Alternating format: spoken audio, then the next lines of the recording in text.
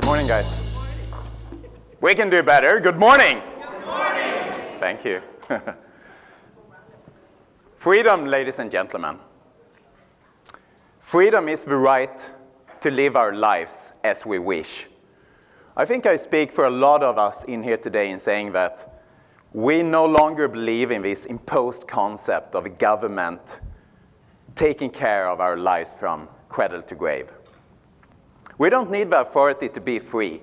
We don't need anyone's authority to govern our own lives. And freedom, think about it. Freedom is just simply the concept of living your life as you desire.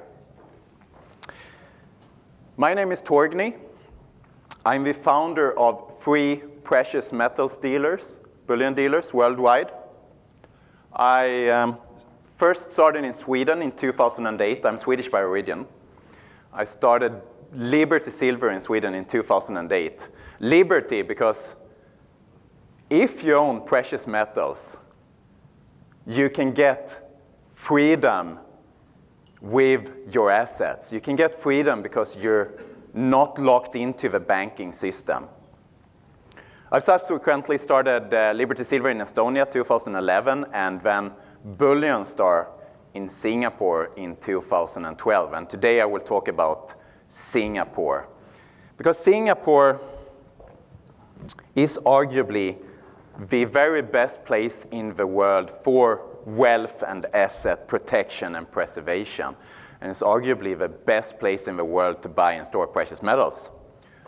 So I'm looking to cover 3 different topics here. First, I will go into the gold market. What's happening on the gold market? What can we expect ahead? Then I will look to Singapore for international diversification. Like I said, Singapore is a great flagpole jurisdiction for asset and wealth protection and preservation. And lastly, I will talk about our unique services at BullionStar and how we have set up BullionStar with the purpose of serving you for international diversification, for wealth and asset preservation.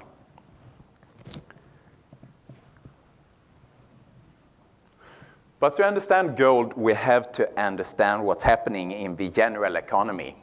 Of course, we have a stock and bond market performing quite well today due to easy credit. But the underlying economies are struggling.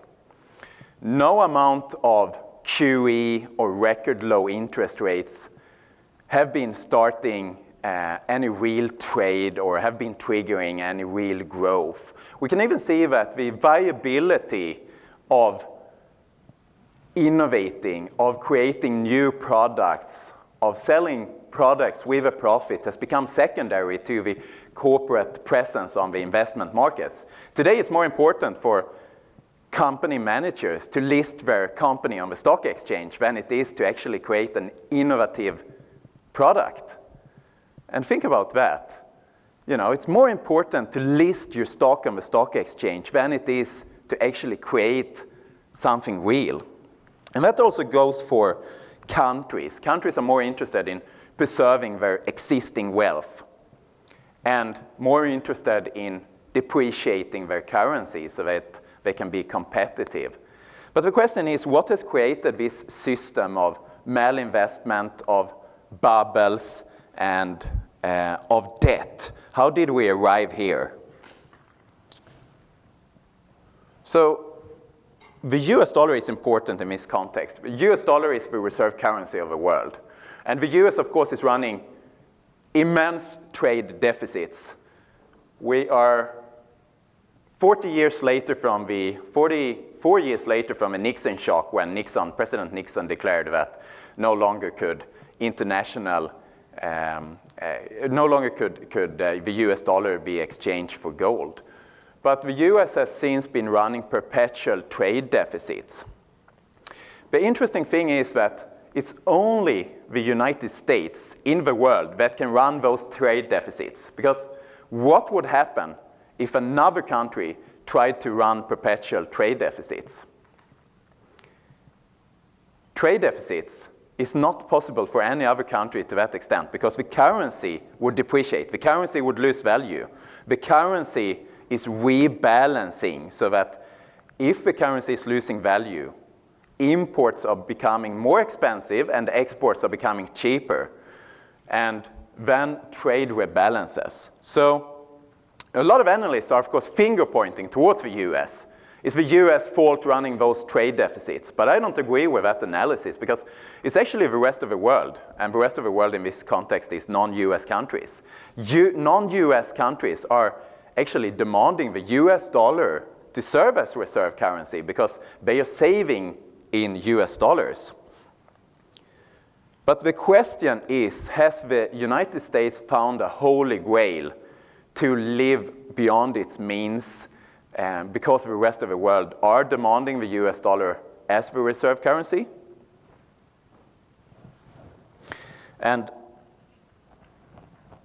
the answer is that the system we have today is in no way sustainable. Even in 1971, when the US went off the gold window, the rest of the world only accepted it because of the premise of easy credit and cheap oil.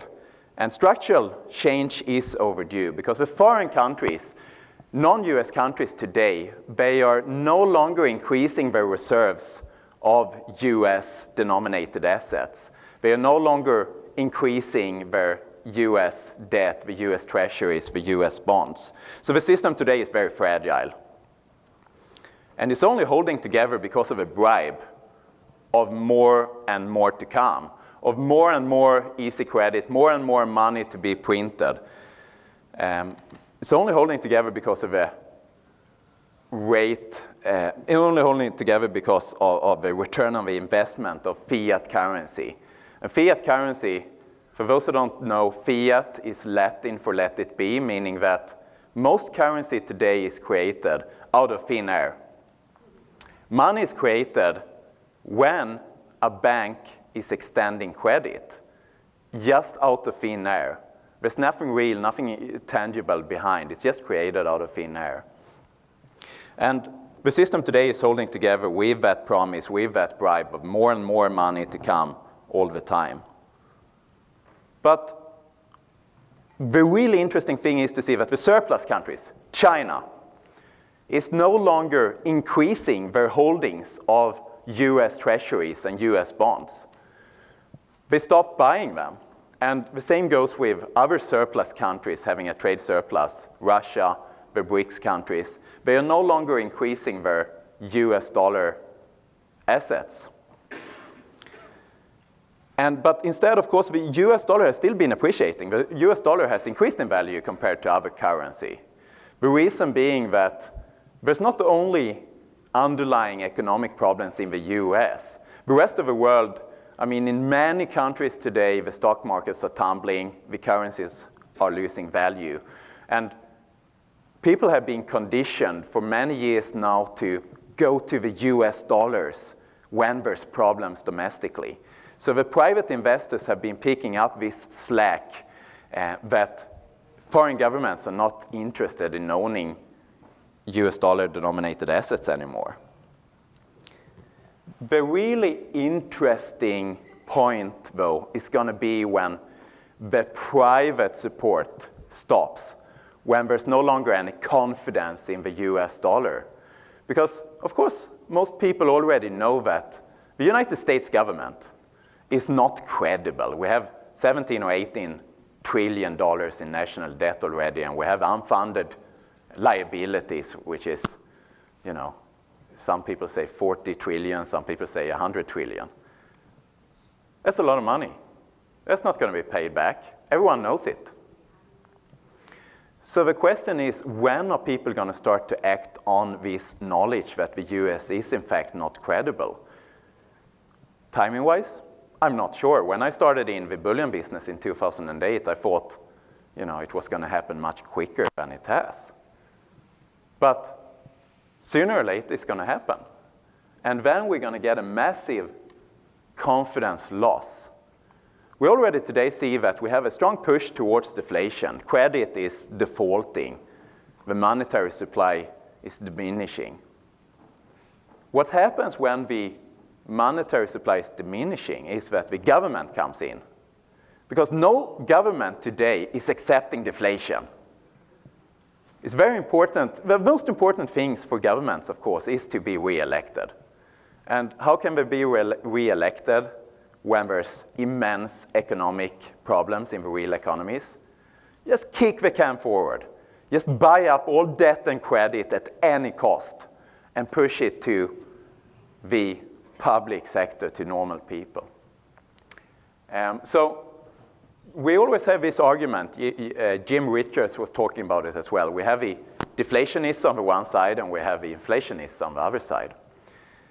But when we talk about deflation and hyperinflation, what a lot of analysts are not recognizing is that deflation and hyperinflation is actually exactly the same thing. So deflation and hyperinflation is the same thing. They are both deflations. But what happens in a deflation in a Western economy today is that government is buying up the debt and credit with newly created cash. And when that happens together with a confidence loss, that's when there's a big risk for hyperinflation. So in my opinion, that is where we are going today. We have already pushed for deflation, credit is defaulting, but the government is not going to accept it. They're going to buy up all this credit and debt. And eventually that will lead to a confidence loss. And when we get that confidence loss, we're in big trouble. So the signs we're looking for is when people are starting to spend their savings instead of saving it. When people are spending instead of saving, we have what's called, the economists calling it the increasing velocity of money, when people are, spending their money instead of saving. That's what we need to look for when people are acting on the knowledge they already have that the system is insolvent. So that's the trigger. And in that situation, of course, debt and credit is not a good store of value. And who's understanding the situation best today? Well, this chart speaks for itself. This is the Chinese demand for gold, because China is at the core of this development. This chart is created by Kus Johnson, who's BullionStar's precious metals analyst. I think a lot of you are following Kus' writings. So this is the Chinese demand for gold. In 2014, last year, the Chinese demand for gold was 2,000 tons, about the same as 2013. But then you have world mining supply every year is about 2,800 tons. So out of the 2,800 tons, the Chinese are buying up 2,000 tons. It's almost as much as the whole global mining supply of gold for 1 year. And of course, we have other people demanding gold as well, the Indians and all the other countries. So what's happening is that there's a huge, immense flow of gold from the west to the east. The Western gold vaults in London and in New York are emptied by the day. The Chinese are vacuuming the market for physical gold. And I touched on this trend. I don't know how many that visited Las Vegas last year for Passport to Freedom, but I was talking about this last year, that it's a significant trend, but it has immense geopolitical implications. Because whoever has the gold in the long run, whoever has the gold has the power. That's been true for 6,000 years. You can't really argue with it. And the Chinese are understanding this. They're buying up all the gold. They want to introduce their local currency, the renminbi, as a currency, as medium of exchange for international markets. And how can they better do that than backing up, directly or indirectly, their currency with gold? It serves a lot of purposes for them. There's different estimations, but our best estimation is that the Chinese, including the government and the private sector, they're holding some 16,000 tons currently. The Chinese government is running national ads. In national TV, there's ads encouraging everyone to buy gold. Just imagine that. The government in China are running ads in TV encouraging everyone to buy gold.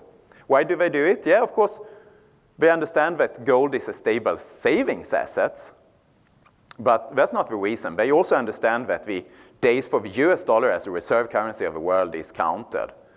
And they understand that gold is a much better safeguard against deflation and currency destruction than any currency can ever be.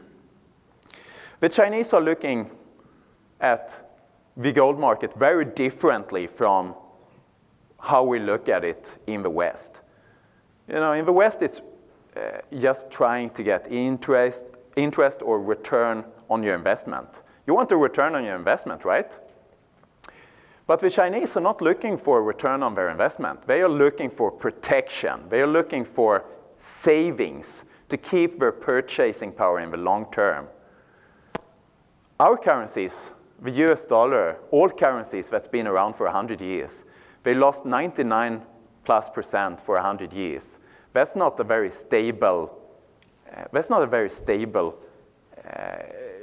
currencies. That's not very stable, you know. It's been losing so much money, whereas gold has kept its value over time. So the Chinese understand that gold is the same as power, and they are preparing for a new system, a system where gold is replacing the US dollar as the reserve currency.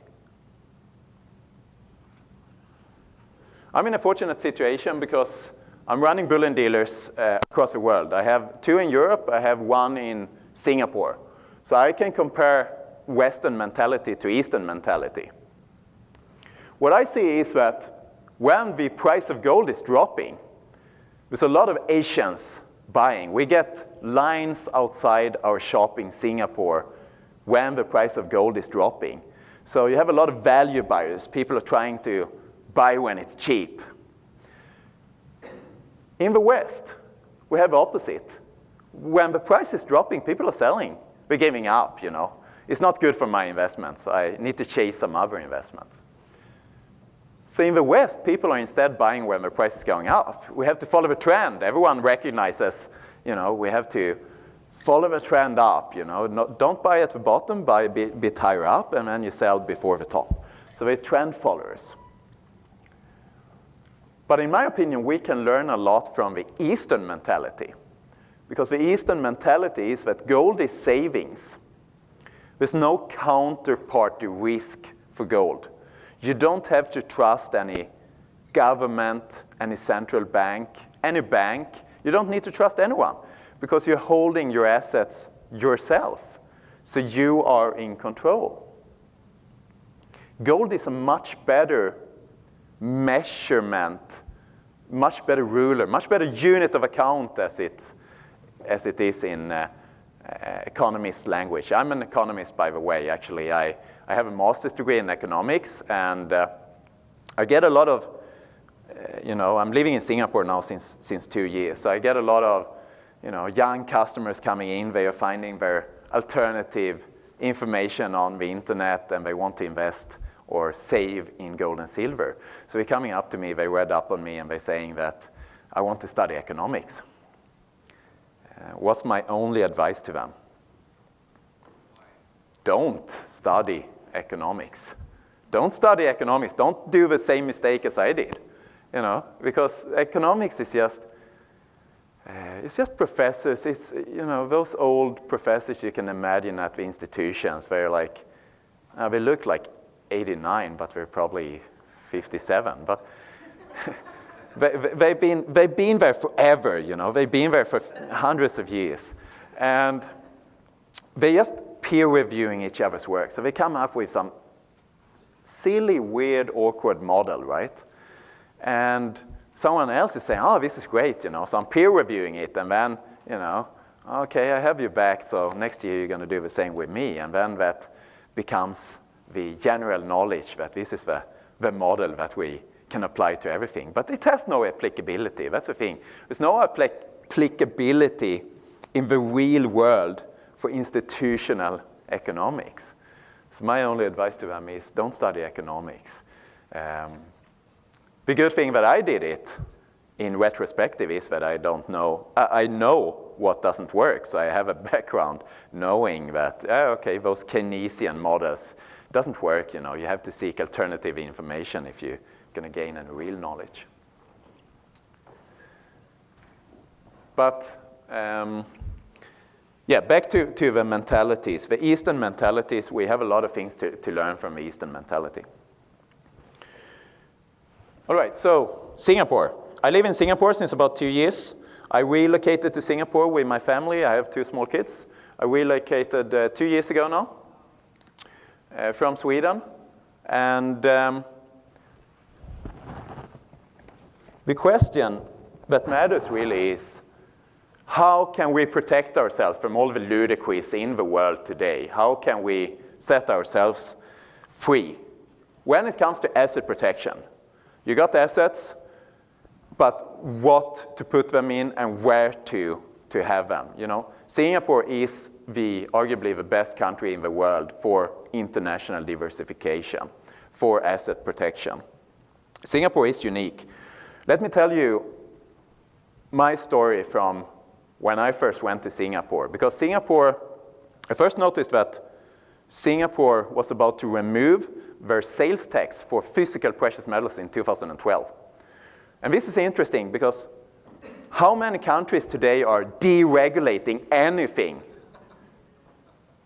You know, so you have a rule book, and the rule book grows and grows and grows, you know, and Friday, I don't remember who, but fat guy, you know, it's big, you know. Who's reading through that? But everyone has the obligation to follow it, right? Which is insane. So the rule books are just growing. Singapore might be the only exception to that, because in Singapore, for precious metals, they actually removed the sales tax, the VAT, the GST, they removed it in 2012. So they're saying that we want to create a transit trade and storage hub for precious metals in Singapore. And they're removing it. So that is quite unique, actually, because no other country is going that way. So my first research trip to Singapore, I found out about, you know, their push towards precious metals in 2012. So on my first research trip, together with Joachim down there, my business partner. Hi, Joachim. Hello. Raise your hand. Hi. We went to research business opportunities. So we met up with a supplier, and we're having a discussion, a general business discussion, and they're saying, have you talked to the government yet? So I'm from Sweden. What do you mean?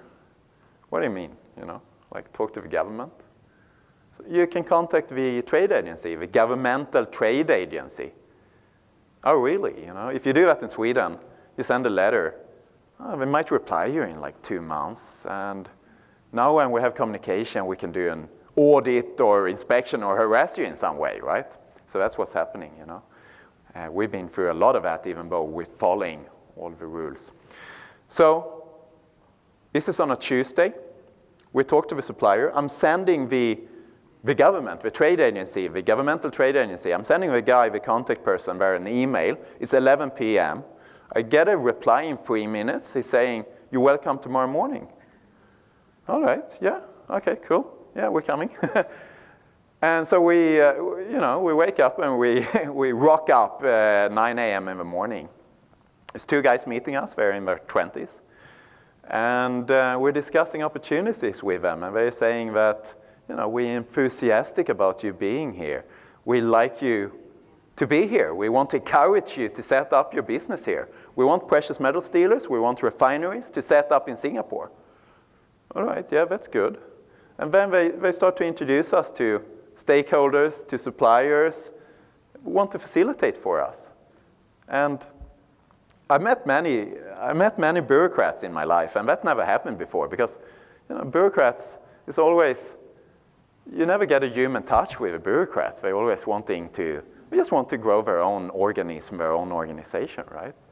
But whereas in this case, they want to help us. So they're coming up with, they're going crazy after an hour, coming up with their private business ideas. Why don't you sell gold in a safe deposit box? You can just hand over the key and you can set a price selling 1 kilo of gold in a safe deposit box.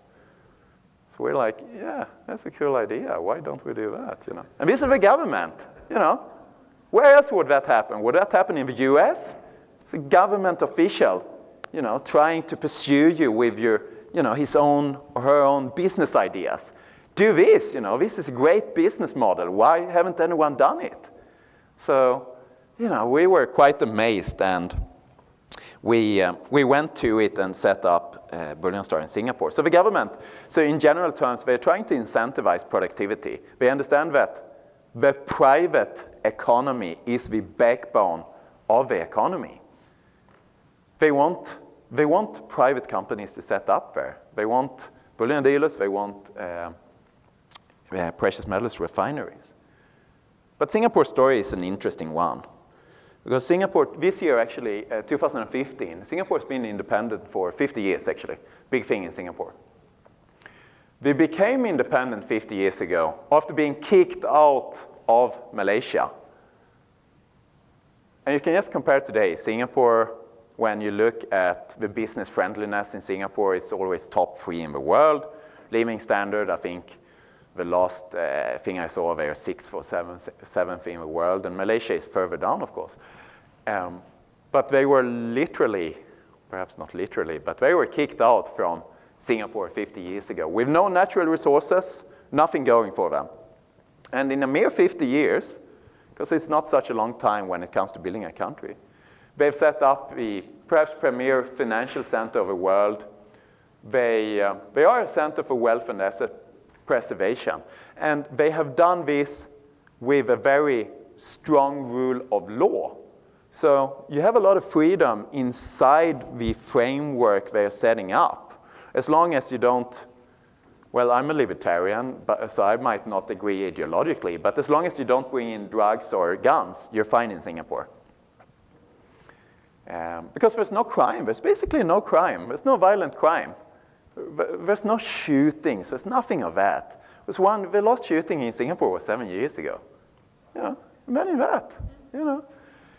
So it's very, very healthy. And me coming from Sweden, Sweden has a rosy picture on the outside, right? You know, Sweden is the go-to country for everything. But it's been going downhill, I can tell you, the last 20, 30 years. Crime is very bad. Sweden is a cashless society. There's basically no cash anymore because the banks are, of course, controlling everything. And so the bad people are going after goldsmiths because gold is the most liquid thing you can find around, even though there's not that many goldsmiths. So there's a lot of robberies. There's robberies every week. So, of course, I was very concerned with my and my family's security living in Sweden. But in Singapore, you can see currency exchangers. I was just a couple of months after moving to Singapore, this Raffles Place, which is in the city. Who's been to Singapore, actually? Anyone? Yeah? Oh, quite a few people, yeah? So there's Raffles Place, which is in the middle of Singapore, something called Raffles Arcade. They have, I don't know, 30, 40, 50 currency exchangers in the same building. And there's no spread. You can exchange US dollar to Sing dollar, for example, without any spread, any premium whatsoever, which is incredible. I don't know how they make money, but that's a different thing. But I was walking past there one day, just after moving to Singapore, and Sweden is cashless pretty much, you know. It's basically no cash. So I was walking by, and there's a stack of notes, like $100 bills, Sing dollar bills, which is almost the same as US dollars, 0.75 to US dollars. And the currency exchanger closest to the street is standing there counting in a counting machine with $100 bills, so stacked like this. So they have a table similar to this. You know, they have a counter, but there's no protective glass, there's nothing. But it's like 4 people of them, and it's like 2 square meters, 1.5 square foot. So it's like really small because space is expensive in Singapore, right? So, and then you get a pasta win, you get, you know, some win. So there's the $100 bills down at the streets. I'm coming walking, it's like $100 bills coming here. So I'm stepping on them. It's like, what's going on, you know? But the guy there is just like calmly walking out, like stepping his foot on the $100 bills, and it's full of people. And just picking them up calmly, like this is happening every day. And, you know, no one is concerned about it. So quite eye-opening, you know. What does that tell you about security in the country? You know, it's very secure. No one would do anything. And this combination of, I think, people socially, there's no unemployment in Singapore. Everyone has a sign, we are hiring, us included. So everyone is hiring. There's a shortage of people to employ. So of course, social standards are quite well. And the punishments are quite harsh in Singapore. They still have a death penalty. They still, what's it called, the corporal punishment. They whip people, actually. There's actually, let me see if I remember this, a US rock artist. I don't remember who it was. But this is in the 80s, actually, and who smashed the hotel room, because that's what you do if you're a rock artist, supposedly, right? So he got sentenced in a Singaporean court, and with a corporal punishment, no, what's it called? Not corporal. Caning, yeah, caning, thank you. English is my second language. Caning, 6 strokes of a cane. So the US government was protesting. You know, you cannot cane a US citizen, right? And it's very humiliated. You're naked. You stand like this, and the guy who's caning must use, this is law, must use the full force of his arm in caning, you know, the guy who's going to be punished. So, of course, yeah, we have to be good diplomats. So they reduced it to 4 strokes of a canes. 4 strokes only, and you get, so it's supposed to be hitting, you know, below the, behind them, and somewhere here in this area, and there's always, there's a lot of blood, so you get scars and stuff. But supposedly the most painful experience you can ever experience. So they carried it out, actually. It's quite incredible. But this was in the 80s, so it's a couple of years ago. I don't know if they would have done it now. But coming back to this, Singapore, so this is perhaps not the best case of them being good diplomats, but generally they're good diplomats. They're staying clear of, you know, all trouble. They are supporting, supposedly, the war on terror. I've heard that they sent 8 people to Iraq, 8 in total, administrators. So we're supporting the war on terror. So then they stay clear of being, you know, harassed by the US. At the same time, very independent from China. So they're staying clear of this. And it's too big of a financial center, of a port, for anyone to push them around. A couple of years ago, OECD, you know, they have these tax exchange information agreements. No, tax information exchange agreements, where countries are signing up for bilateral agreements exchanging tax information. I think this is in 2009, 2010, about 5 years ago. So the OECD is pressuring Singapore. You have to start to sign up for the bilateral information exchange agreements. All right, yeah, okay, we're going to look to do that. So they did. And so far, 5 years later, they have signed up for one. What country? Anyone knows? It's a $1 million question. They signed up for one. You know, other countries like the US, Sweden, where I'm coming from, they have like 40, 50, 100. They can just exchange tax information freely. Singapore signed up for one. Bermuda. So we're sending out this press release, strengthening the Singaporean-Bermudan ties. Yay! So very good diplomats, you know. Yeah, we started to sign up for the information agreement, so then they're not bothering them. And that's how it goes generally. Now, gold. Singapore gold policy is quite unique. There's no taxes for bullion, for precious metals whatsoever in Singapore. There's no sales tax, GST, VAT. There's no capital gains tax, no import or export restrictions, no death tax, no tax whatsoever, none. And they are going, like I mentioned, they're going the other way from anyone else. They're actually removing taxes. They're making it easier. They are deregulating. So they removed, there used to be a GST sales tax for physical gold of 7%, the general GST is 7%. But they removed it in 2012, wanting to create this storage, transit, and trading hub in Singapore. And the government is actually facilitating for bullion dealers. They want to have bullion dealers, precious metals companies there. So, what I have here is, I believe, unique. This booklet is labeled Singapore, Asia's Global Precious Metals Trade Hub. This is issued by the government of Singapore. Singapore, Asia's Global Precious Metals Trade Hub. You know, replace Singapore with any other country. USA, North America's Global Precious Metals Trade Hub. Would the government in the USA issue such a booklet? I don't think so.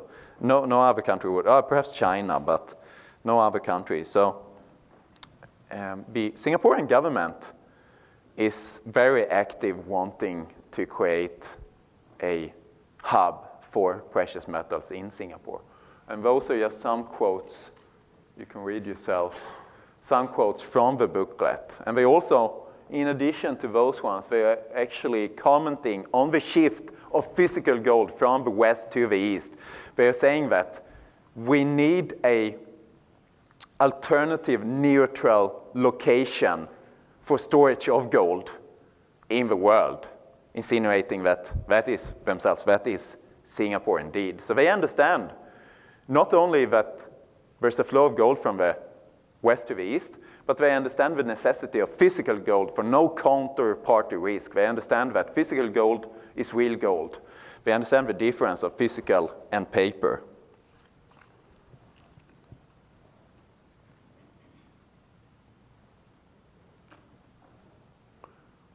Yeah. So, this looks a bit strange here. Yeah, anyways. So for Singapore, those are the gold policies. There's no taxes, like I mentioned. There's strong property ownership rights. No confiscation, no seizures, nothing like that. There's never been anything like that in the history of Singapore. It's stable government, meaning that the same party has been ruling since the independence of Singapore. It's democratic, apparently, but I've never seen the opposition leader on television for 2 years. And yeah, well, the Singaporeans are not commenting much on this, but it's very stable, and that's for good reasons, because they want to be able to attract people for international diversification for these reasons. There's no reporting requirements. If you purchase and store bullion with us, we don't report it to anyone, whether domestically or internationally. We never compromise customer confidentiality. It's very important. It's at the core of our business. It's one of the safest countries in the world. We have a bullion retail shop. I'll get back to that shortly. You can easily come in. We have customers every day coming in, buying precious metals with cash, sizable amounts, walking out the door. You're not going to be hassled. There's no issues. There's no problem. There's no crime. It's one of the safest countries in the world. Cash payments are allowed. It makes a lot of sense paying with cash because there's no counterparty risk. If you want to buy precious metals, you walk in with cash, you pay cash, you get your metals. You don't even have to trust us, even though we're a trustable company. You don't have to trust us because you pay cash, you get your metals. So there's no risk for anyone. Whereas in a lot of Western economies, it's basically cashless. Cash is suspicious, cash is dangerous. No. Cash is no counterparty risk. It's the safest way of transacting with any business. It's common sense, but in the media and the banking society, this is, of course, something they want to remove out of the society. So cash makes a lot of sense. So, BullionStar. What makes us unique is that we are combining online usability with physical accessibility. BullionStar.com is our website. It's very easy to get started with us. If you sign up for an account with us, it's a 30-second procedure. It's a one-page registration. Much simpler than getting a Gmail account, for example. Much easier. You know, we're going to harass you all the time. Have you been to Mexico lately? We sent you a text message to your old phone number, so you're not going to access your email again. Much, much easier. There's no documentation requirements. We don't need any documentation for you signing up an account. You need to select an email, a password, a PIN number, and input your customer data, your address. It takes, if you're quick on the keyboard, because I've been timing it, it takes 30 seconds. It takes an additional 20 seconds to place your first order. You select what items you want to buy, you go to the checkout, and you submit your order. One-page checkout. I think I speak for a lot of us when, you know, just booking your flight tickets to here, you have 7 steps you have to go through, and they make it so complicated with all those options you don't want. They try to trick you into the insurance, the car rental, and you know, all of that. And where we're coming from, it should be easy to buy and store gold. That's what we're doing. Usability. A lot of customers are surprised, and we get a lot of good feedback on this. It's very easy to deal and transact with us. You can handle everything online. 24/7, you go into My Vault Storage, which is our vault storage solution for storing precious metals. And you can control everything from there. You can buy, you can sell, you can request physical withdrawal of your precious metals 24/7, even on the weekends. Trust building is very important in the bullion industry. Trust is key. Of course, if you, with your hard-earned assets, are buying and storing with us, you have to trust us. And what I'm usually telling people are, don't trust us. Do your own due diligence. Don't trust what I'm saying. Read up on us, search on us, Google us, see what our people's experiences are, and do your own due diligence. What we do, though, is we have 5 different auditing schemes. We have a third-party LBMA-approved auditor. LBMA is the London Bullion Market Association, the trade body, the industry body of gold. So we have third-party LBMA-approved audits biannually, every 6 months. And they go through everything, all customer holdings. We have something called the live audit report. You log into your account. You get an account number when you sign up with us, and that vault account number, you can see your own holdings, and you can see everyone else's holdings under that vault account number, meaning that you can check on your own metal, everyone else's metal, but it's anonymous, of course, it's just a number. You can check on your bullion bar numbers, because when you place an order for storage with us, we take a picture of your gold and silver bars. We upload that to your account. You can see your metals. You can see the serial number of that bar or bars. We post it on your invoice, of course. And then you can come to our shop. We have a physical retail shop, showroom, and vault in Singapore. You can come there, and you can physically audit your metals without any prior notification. You can just rock up. You can just come into the shop and say, you have your ID, I want to audit my metals now, without any prior notification. We will bring out your metals to the meeting room. You can go through everything, comparing with your own records, with the pictures we uploaded, with the invoices, and have a look at your own metals. Same thing, you can come in without any prior notification and request physical withdrawal of your metals. So you come in and you say, I have metals stored with you. I want to withdraw them now. Give me my metals.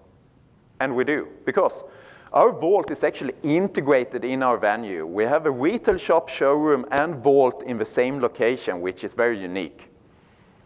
Our venue used to be an old bank branch, actually. It used to be the OUB Bank, old Singaporean bank that was merged with another bank. But it's an old bank venue, so we were lucky enough to find a venue which had a built-in vault. So you have this old style, it's quite cool actually, you have an old style bank vault built, I don't know, 40, 50 years ago. They don't build those kind of vaults anymore. And I think the reason why it's still there is that it's impenetrable. It's like 70 centimeters, whatever that is in US measurement, inches, I don't know, 70 centimeters, like this. Thick, concrete, and it's steel bar reinforced, so it's full of steel. With steel, random steel bars inside the concrete wall, basically impenetrable. And I think the reason why we left it there is because it's so difficult to tear down, it would take them weeks to get it down. Good for us. We found this venue and we have integrated everything in a one-stop shop. So our, and I should also touch on the insurance. We have, even though Singapore is arguably the safest country in the world, we have full insurance protection with the biggest insurance underwriter for what's called species in the world. Species is, precious metals, art, and so on. Excel Insurance. They are covering everything for full replacement value, even though there's never been a vault break-in in the history of Singapore. But what's good, though, is that as there's basically no crime, the insurance premiums are very low. And that makes storage very cheap. So currently, we don't charge for vault storage. So if you purchase from us, you store your metals, there's no charge until for another year. And then it's 0.39% of the average value per year for gold, 0.59 for silver, which is very competitive. So the thing is, we have the online accessibility. You can control everything online. You can purchase from us. You don't have to ever go to Singapore. But if you want to, you can come and visit us. Because most of my days, I'm sitting in this exact shop right here, which is, as you can see, shop front. You can just walk in. It's right here, New Bridge Road in Singapore. You can just walk in. You can view the precious metals. We have 20 showcase displays full of precious metals. It doesn't happen anywhere in the world except for Singapore, pretty much. We have insurance to keep equivalent to $14 million worth of precious metals in those showcases. Where else does that happen? It's only in Singapore, because there's no crime. There's no issue. So we don't hide behind the internet. You can come and visit us. You can just walk in, physically audit or physically withdraw your metals anytime that you're holding with us. And this is quite unique, actually.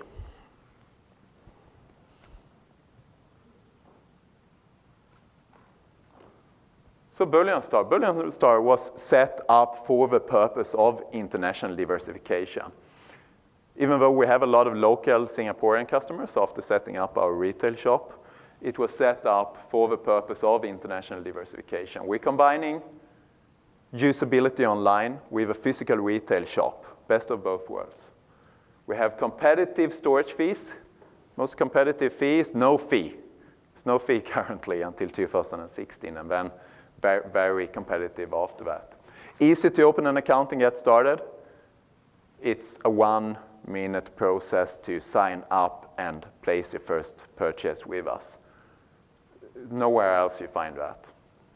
Allocated metal.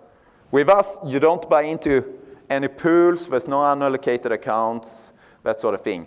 You choose specifically what product you want to buy. You want to buy a 1 troy ounce gold bar. You place an order for a 1 troy ounce gold bar.